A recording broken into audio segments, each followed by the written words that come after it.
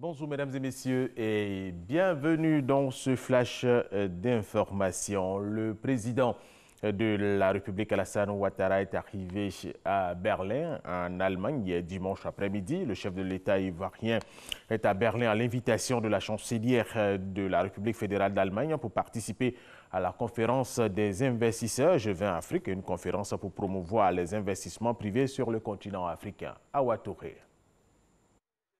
Le président de la République Alassane Ouattara à Berlin pour participer au sommet économique G20 Afrique autour du programme Compact with Africa qui vise à soutenir le développement du continent.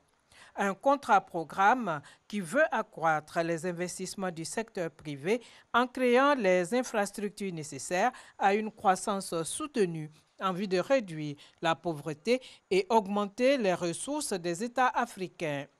Il s'agit surtout de mobiliser les investissements privés autour des projets structurants.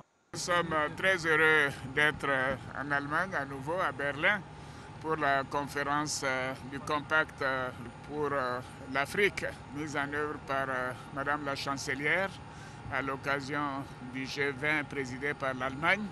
C'est une occasion de voir de manière concrète les dispositions qui ont été prises et le financement en cours pour le développement de l'Afrique. En ce qui concerne la Côte d'Ivoire, le compact a commencé déjà à être mis en œuvre dans le domaine de l'énergie solaire, ce qui est une très bonne chose pour nous. Donc je me réjouis d'être là. Je voudrais remercier Madame la Chancelière, mais également le Président de la République fédérale d'Allemagne et dire que nous sommes toujours très heureux de venir dans ce beau pays. L'initiative Compact with Africa a été lancée en 2017 par l'Allemagne lors de sa présidence du G20. Elle regroupe à ce jour 11 pays africains, des organisations internationales et des partenaires bilatéraux du G20. Cette conférence économique G20 Afrique va donc faire le point sur l'état d'avancement de l'initiative sur le partenariat Compact with Africa, suivi d'une table ronde des chefs d'État.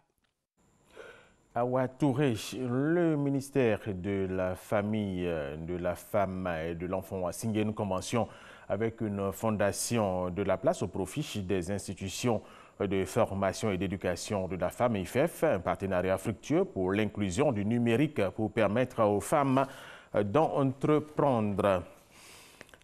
Journée mondiale de l'AVC, on en parle maintenant. Longtemps considéré comme une fatalité chez l'accident vasculaire cérébral, AVC, souvent appelé attaque cérébrale, est une pathologie fréquente, grave à l'origine de nombreuses situations de handicap. L'AVC est provoqué par un arrêt brutal de la circulation sanguine à l'intérieur du cerveau qui entraîne la mort des cellules cérébrales.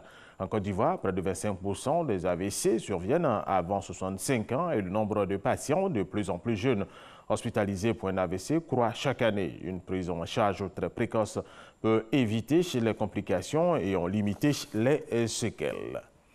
Autre information, 2 casques bleus de nationalité burkinabé, selon Ouagadougou, ont été tués, plusieurs autres ont été blessés samedi lors de 2 attaques dans le nord et le centre du Mali. Ces casques bleus de la MINUSMA étaient basés à Ber, dans la région de Tombouctou au nord, et au centre à Kounan, dans la région de Mopti. Le Boeing 737 de Lions Air porté disparu avec 189 personnes à bord s'est abîmé ce lundi matin au large des côtes indonésiennes peu après son décollage de Jakarta, selon l'agence indonésienne chargée des recherches. L'avion s'est écrasé dans l'eau. Les recherches sont en cours pour retrouver les restes de l'appareil et surtout la boîte noire.